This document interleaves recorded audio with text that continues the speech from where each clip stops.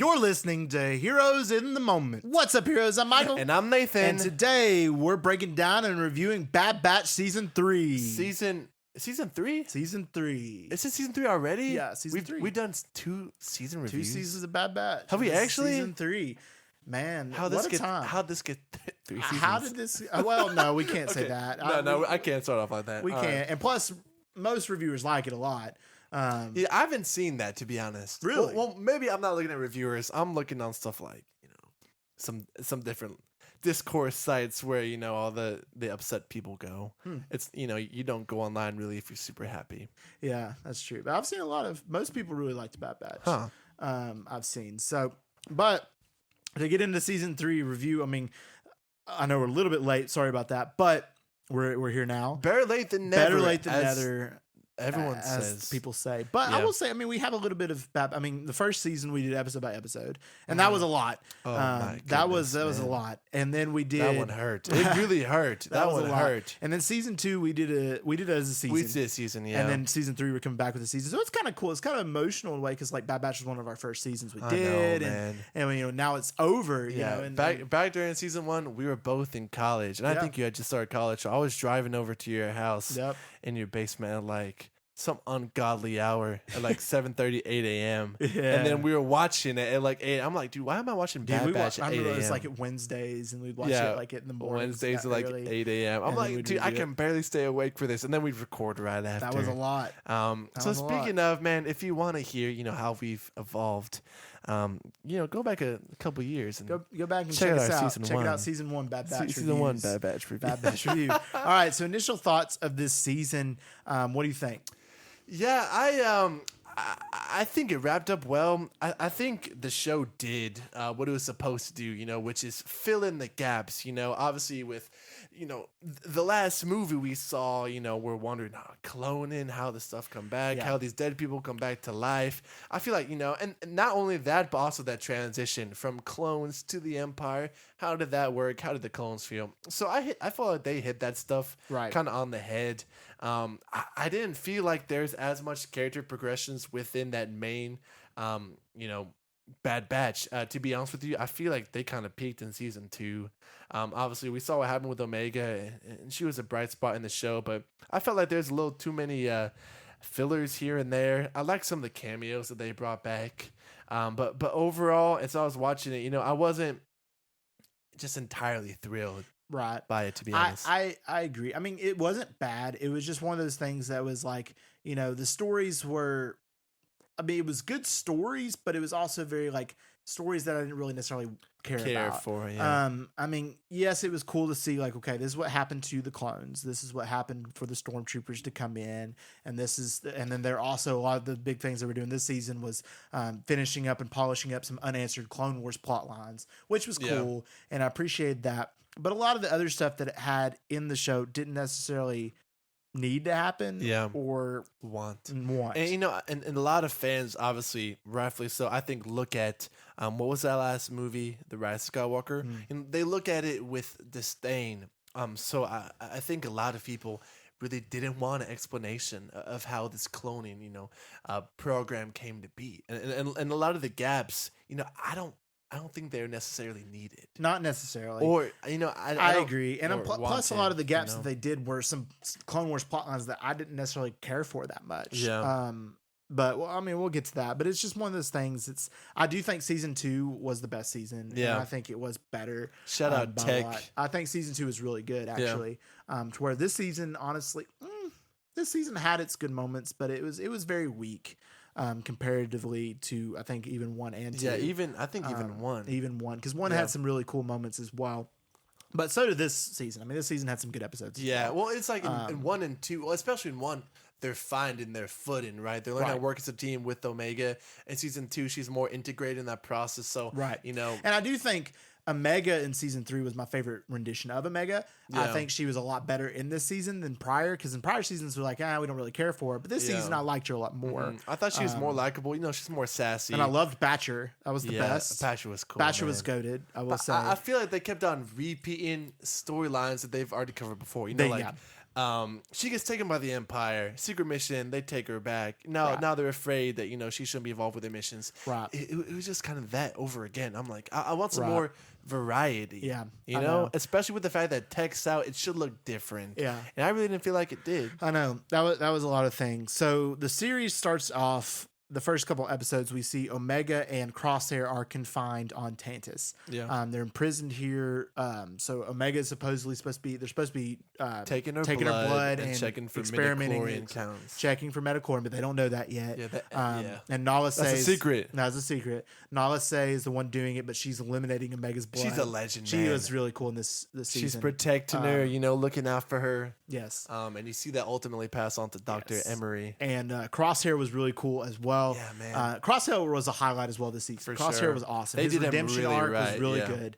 He had a really good redemption arc. And seeing Omega coach him through that process was really cool. Was humbling for his character, even though she's older. That's still. I think technically a kid. Omega and Crosshair's relationship in this season was just really, really good. I thought it was better than her relationship with any of the other I clones. agree. Like really, I do. And that's I agree. usually it's Hunter. It used to be Wrecker, right? Who she Right. was really close with, but Right, but her getting closer to Crosshair and the fact that I think the reason that it was better is because Crosshair needed her just as much as she needed him. To whereas with the rest of the Bad Batch, that's not the case. yeah. And I think that was the reason that their connection was he so was good. struggling with guilt. He had Right. never been a traitor, even though he traded as a verb on Right. the Empire. He still felt bad about what he did because he's a soldier, Right. And having her there as a support system, it was just really it was cool. kind of heartwarming. Yep. Yeah.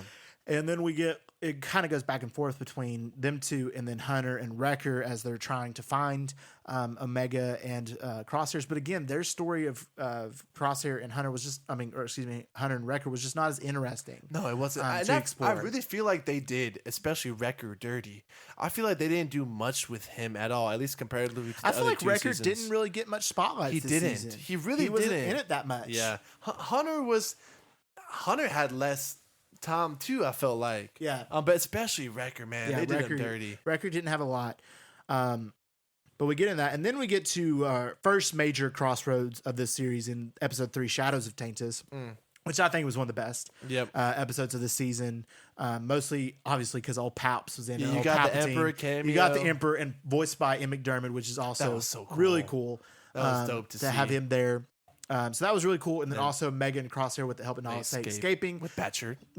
So that was a really cool episode. I will say that episode was That good. one kickstarts the whole series. It does. It In the kickstarts first 2 episodes, it's trying to be like Andor. Yeah, oh, escape. But man, it was kind of hard to watch all these poor kids being taken away and experimented on. I know. Man. I know all these different That things hurt, going on. dude. But with a whole, that's what Palpatine's goals. He's wanting to get this metachlorine counts and wanting to get all this stuff, which is cool to explore. So Shadows of Taintus was a really, really good exploration to that process and what Taintus actually does, which was really cool. So that was one of the highlight episodes for me. Yeah. And then we go into the story of Omega and Crosshair working together to try to get to Wrecker and Hunter. Yeah. So they're on this world gambling and doing I things really for like money. seeing Omega in that environment. I thought that was cool too. I thought the episode of them two working together kind of reminded me a lot of Qui-Gon Jinn and Phantom Menace, like on Tatooine. Yeah, I never thought about that. Is what it reminded me with of. Anakin. Yeah, right. Trying to get the money and the pod race and all that stuff. It reminded me of That's that episode. probably what they were referencing. I'd say it was very similar to that. And I think that was a really cool approach to that. So the episode was really cool. It was called A Different Approach. That worked out. Yeah. But it was a cool experience like to see that with one. that. And then honestly, we go into their reuniting, and it was very much anticlimactic to me. know. You would think like after this time it'd be like a really emotional, really Yeah, cool. you see some hugs, maybe. But some instead, pats it in the was back. very anticlimactic. I mean, them Yeah. getting back Crosshair and Omega joining back with Hunter and Wrecker. It was just very much not as shown as like it could have been. Yeah, I they thought don't it could've even been like look like they want him there. Right. You And know? also, when Echo comes back, also very underutilized this I season. know, like, dude. where was Echo this entire know. time? You know? And I like him better than almost all the other clones. I know, like he was probably my favorite of the Bad Batch just because of how we know him in Clone Wars. Yeah. But he very much got under. I know he was working with Rex and stuff and helping him with other stuff. But honestly, I feel like Rex and his storyline was more entertaining and better.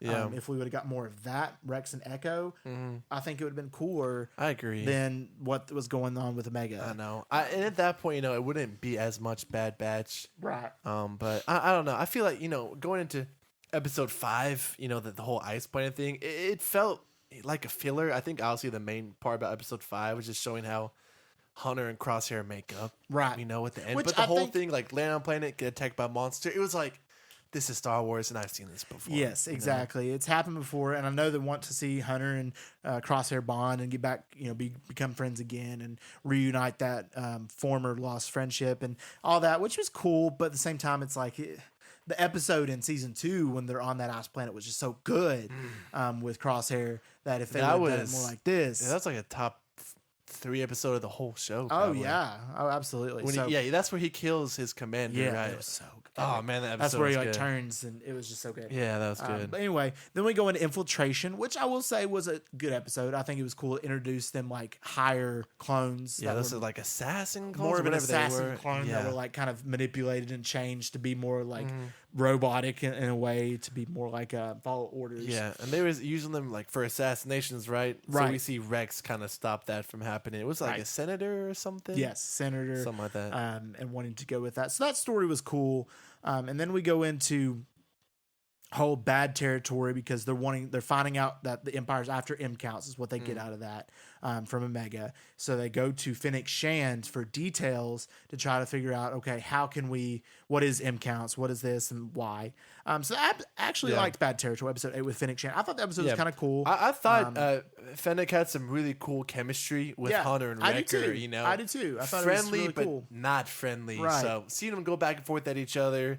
was a I cool thought it was concept. cool how she's making them hop in the water and Yeah. check for bombs. Absolutely. I Absolutely. don't know. I liked it. I thought she was a nice addition I to thought the it was show. cool. And then we get another turning point of the show with episode 9, The Harbinger, which was also one of my favorites. Ventress. Ventress's return. Asajj Ventress. That's my favorite female character in all Star Wars. really. Yes, That's. I'll die on that. I've always loved Ventress. I mean, Ventress is cool, but she's Yeah. not Ahsoka. I like her better. That's just my opinion. That's crazy. But she's essentially the same as Ahsoka. They were both young, talented, women warriors who were used, by two different sides of the spectrum. Right. So seeing Ventress have like this redemption arc, especially because everyone said she was killed by Dooku, or at least in Legends. I thought she was dead. We never saw it in Right. Clone Wars. Right, we didn't But know. we're like, holy crap, she's alive. She's alive. She And survived. I'm only curious is like, what's her story now? Yeah, what's what the is future? she like? Is she gonna do like a?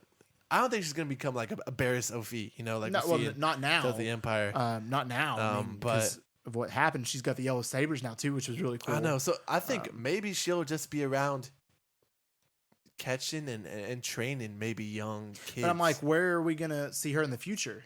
well, see, I don't think they need to. I think Hmm. they established that now she's no longer evil. She lives with that guilt, but she obviously has a gift for teaching it. So I would not be surprised at all if she was responsible for some kids becoming Jedis in this, terrible world now. Okay. I think that would be We'll cool see, for we'll her, see. Maybe if we get a Tales of the Sith or another Tales of the Jedi, maybe we'll Like, how cool would that be? Like, now, like, the dude she used to fight Anakin is Right. the big bad, the Empire, and now, she's training She's up reviving- people yeah, to that is fight cool. against Seth. That's cool. That'd be a We'll cool see. flip right But there. it was really cool to see her training a Mega, and Mega having a pretty good Metachlorian count was interesting to see, although she never used the Force, never utilized it. So we'll see with that story. I mean, they've Yeah. already ended it, so I it wonder how probably high doesn't go it any was. far. They never say anything about that. It was higher than normal, but not like Jedi high. not like Anakin Skywalker. No, oh no. Anyway, and then we go into episode 10, Identity Crisis, which I thought was actually a really good episode. I thought it was cool because there was no Bad Batch in it at all. Not because of that, but there was no Bad Batch, no Omega, and it was Back just in the- Emery in the lab, with yeah. the kids and showing that. And also Cad Bane made an appearance. It was really cool and stole a literal baby with a high know, Metachlorian count. And that man. made me emotional. That was and I was sad. like, oh goodness. And these kids they're just young and they're just trying their best. And that one little boy just trying to escape. And it's I just super know. sad. And then her seeing that and be like, this is wrong. Yeah. And having that mental battle was really cool. That's why it's called Yeah. Identity Crisis. That whole point of that episode was to start her character development. Right. She's loyal to the Empire, but at the same time, like Omega had been on her for a while. Look at what they're doing to us. So Right. now she's starting to see the real effects now Yep. that she's down on the ground floor of how these poor kids are being treated. Exactly. You know, so I liked it too. I thought it was a cool episode. I really did. And then we go into Point of No Return, where this clone trooper again goes after Omega at Pabu, to where their Empire finds them, and finally Omega goes with them. It's like, okay, don't want any more harm to come to this place. That's some cool action, but that's pretty much all. That's pretty much happens. it. Yeah, Like that's really Yep, the turning pretty point much in it. this season is when that happens. Yep. And then we get Juggernaut, which was it was okay. I mean, all it was on one side of the Bad Batch, we're going after Admiral Rampart, and then the former villain of the first couple of seasons of Bad Batch, and then Omega meeting the kids. That's really all. So we get Admiral Rampart again, and they're wanting intel on how to find Taintus, so that they can save Omega and the rest of the clones that were there. Yeah. And then we get And Omega's right back with the kids. and right back with the kids, and then into the breach where the Bad Batch comes up with a plan where they can get to it with the Admiral Rampart. And again, that's about it. That's what happens. And then we get the episode 14-15, which goes into the finale. You had on one side the kids and Omega trying to come up with this plan to escape and talking with Emery and be like, this is wrong. And that character development also with Emery and the Bad Batch getting into Tantus. Yeah, and planning. Echo gets in there. And, Right. You know, I thought him and Dr. Emery were going to have like a whole love relationship. I did too. I felt like it was hinted at. I thought it teased that too, but it kind of be weird because they're kind of sister and brother in a way though. Because I mean, they're both clones. They share the same DNA. They're don't both they? clones, but they're I don't know. So they'd be kind of. How does it work? You gotta think about that. I don't know. I don't know. But I really felt like it was. Maybe I'm just perverted for thinking that. But I felt like it was hinted at. I think it was too. You I know? do, and maybe Emery isn't a clone of Jango Fett. Maybe she's a different clone of something. Yeah. Like that. I think she is. So I don't know. And then 14, we also got what was it like the Zillo Beast, right? The Zillo Beast was shown but not released till 15. Yeah. Yeah. Which That's a was cool cool to kind flashback. of get closure of the Zillo Beast storyline. Yeah. I never was a huge fan of the Zillo Beast. I wasn't either. A lot of but people a lot were. of people were crazy. A lot of over people it. like Yeah. the Zillo Beast storyline. I never was. But it's kind of cool to get closure with that. And then the whole last episode, the cavalry has arrived. You see really awesome to get with what was his name? The villain again. Hemlock. Hemlock. So Hemlock, Yeah. the Professor Hemlock, and him finally getting got was amazing. Yeah. Because I did not like that dude. They're on the bridge, you know, and like you said earlier, you know, the whole thing with Omega and Crosshair, you know, Crosshair's having trouble like with his aim. Yeah, You know, his yeah. hands are shaking, and she's telling him it's not a physical problem, it's your mind. It's mine. So seeing like how all their meditation, like from back in like the first several episodes, pays off here. Yep. So cool. It was man. really, really And that cool. that was a cool flashback. That was cool. I totally agree. But yeah, I like seeing in this episode too. I like seeing Omega exercise her leadership and escaping with the younglings. Yeah. Getting them all off safely. Yeah, getting him, and then Emery going with them. I and know, coming with dude. that, and she's like, "I got it. I will help you now." Yeah, and then That was obviously, really you know, the fight scenes, you know, with the Bad Batch fighting the, you know, the super powerful assassin clone guys. I thought those were some cool fights. Wrecker finally gets some screen Yes, time. yes. Thank God. But man, when Nalase died, That was I personally think that was the best scene in the Oh, episode. man. The whole scene with Nalase and Rampart was so good. so he was trying to get the blood. He was trying to get the blood. He was trying to get it probably in good grace the Empire again. He was like, "I'm not afraid to kill you." Then he shoots her, but she already had got a grenade, she and was dropped ready. it to kill them both and all the information. Explode them. And destroy them. That was just such a cool scene. It was Yeah. dark. I was also like, I "Whoa, know. okay." But that was a really, really, really cool scene. So I will say I like that a lot to bring out the episode. Yeah, and I feel like that was a perfect end to her character. You know, Yep. she died protecting, Yep. you know, the DNA. And then they get all the rest of the clones out, and they finally officially escape and destroy all the Empire's will and way with the cloning stuff, which was cool. So that's it ends, and then it goes and jumps into the future, which I thought was kind of interesting. I would not have done this, and okay. I was not a fan of it either. Okay. 'Cause, well, I wasn't a fan of the end anyway, because it kind of ends with them, you know, on this island. What's the island called again? Pabu, right? And you know, the whole premise of the show is that these Bad Batch, you know, they're soldiers that can't do anything. But in Right. the end, they're like, "Yeah, we're retaring. We're Yeah. not doing anything. No, you know, no more fighting," which is weird. So and then it yeah, jumps and into then the time. She's like older. She's now like a mid She's like, teenager. yeah, maybe 20 or something. Yeah, 18. and then she's probably like, I don't know if this was like Return of the Jedi times or whatever, maybe, Yeah. to where she was going to fight in that final battle of Endor or whatever. I don't know. Was it Endor she was going to fight? I don't know. It didn't say, but she was going to fight in the rebellion, so Yeah. could have been that. It could have not been.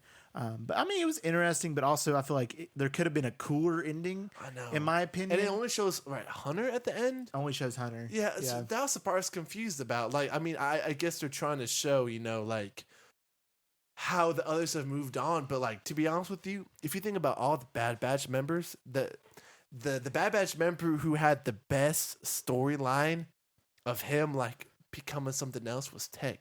When he started that relationship with the pirate lady, whatever her name was. Right. Yeah. When he started the romance with her. Yeah. Like, he was changing. He was trying to not be a soldier anymore. Right. And then obviously they killed that, but now they kind of retire, and now we just see Hunter. Like, what happened to the other guys? I don't know. There's no closure there. Unanswered questions.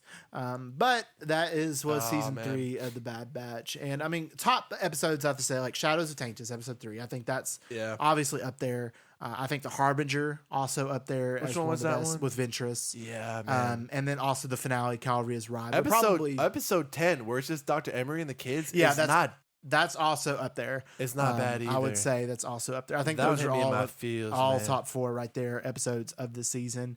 I just think, I mean, there's as long as it's not episode 2. Yeah, no, episode 2 is the worst. Episode 2 is the worst. Episode 2, man. Where they go to that planet and then they find the 2 young clones. And is Hemlock's old lab. Episode 2 I was like, what? It was the worst episode. That's but anyway, it had some good moments, but again, like season 2 is better. But a lot of people did like Bad Batch, and I mean, nothing against Dave Filoni. I don't think the storytelling was bad. I don't think nothing like that. I just think it was just a show that wasn't necessarily of my interest in the Star Wars world. Yeah. Go ahead, Michael. Start us off. What you think for first of all, the rating of the season, and then the show as a whole, the series as a whole. Tell me why. I think I'd give season 3. I'm gonna give it a 6.5 out of 10. I'm gonna give it a 6.5. I think that's probably fair for it. I mean, it had some good moments. It wasn't great by a lot of aspects, but I mean, you can't deny. I mean, the storytelling's good, and I mean, the characters are good. It's just a matter of it didn't necessarily pique my interest necessarily. So I think 6.5 out of 10 for season 3, and the series as a whole, The Bad Batch, I think probably a 7 out of 10. So just average. It was an average show. It was not horrible. I mean, it had some really, really great moments. It had some awesome moments. I would say, like, I think of the first episode of season 1 was one of my favorites I've seen. It was so good. They really peaked with the first episode, like an hour long. Yeah, that was really good. And then there was some really good moments. I think of season 2, episode 8 and 9 with the whole Empire and the Emperor, and that was really cool. The whole Senator plot was also really cool. So I think it's 7 out of 10 is probably decent for this show as a whole. I see where you're coming from. I'm gonna go a little lower. I think for this season 3, I'm gonna go 5. I just kind of feel like I just kind of the definition of mid. Like you said, they have some very good episodes, like we previously mentioned. But there's at least 2 to 3 fillers which just kind of fall flat. And just kind of flatten that curve there. And like you said, this whole Bad Batch thing, like, yes, they were cool in Clone Wars, but this has never really been a show that's really piqued my interest. Right. I definitely watched it later. I waited till the whole thing came out, and it can be a bit of a harder watch. Like I said, I do feel like season 2 they peaked. I feel like they abandoned the storylines with Tech. When they killed him off, which is really cool because I felt like the whole show should just been them figuring out how to not be soldiers anymore. Right. And we never got to see that. And Tech was really the only example we got. Yeah. So that definitely hurt. Would I watch this season again? No. I'm not gonna spend my time watching that. So I think 5. Just as it's not great, but it's not bad. Right. It just kind of sits in the middle. Right. For the show as a whole, I'm gonna settle on a 6. So I think it's good. 6 is good. Like I said, season 2 is obviously the best. But I just feel like it took a little turn for the worse here on season 3. I'm not sad that it's over. But I don't know, just that last couple minutes of that last episode kind of just left a bad taste in my mouth. Fair enough. Like you said, they could have wrapped it up a little bit better, but I'm gonna give the whole 3 seasons a 6. Okay, understandable. It's good. No, I get it. You're not wasting your time. No, I mean there's some really cool moments. I will say, the Bad Batch. You just gotta get to them. Yeah, you just gotta play through some of the other episodes. So it is over now. This feels, like you said earlier, Michael, this really feels like full circle. Yep. We gotta go back and see when the first one was. Bad Batch. Crazy. Classic. All right, guys. Thank y'all so much for listening to this episode and to this series as a whole. Thank you for sticking around. We really appreciate y'all's support. And as always, if you guys liked it, please let us know by giving us a download and a 5-star review wherever you listen to the podcast on. Like we said earlier, we have a new feature on our episodes where you can just send us a text message by following a link at the bottom of our episodes. So either you can submit your questions for a Heroes Q&A there, or you can just shoot the breeze with us. Then also, if you want exclusive access to our episodes, and that includes additional movie reviews outside of our general purview and early access to all of our episodes, feel free to subscribe to our membership, Heroes HQ. Then lastly, if you want to stay up to date with our new episodes and announcements, check out our Instagram at Heroes in the Moment. And we just want to thank you guys for listening. And as always, we love you 3000.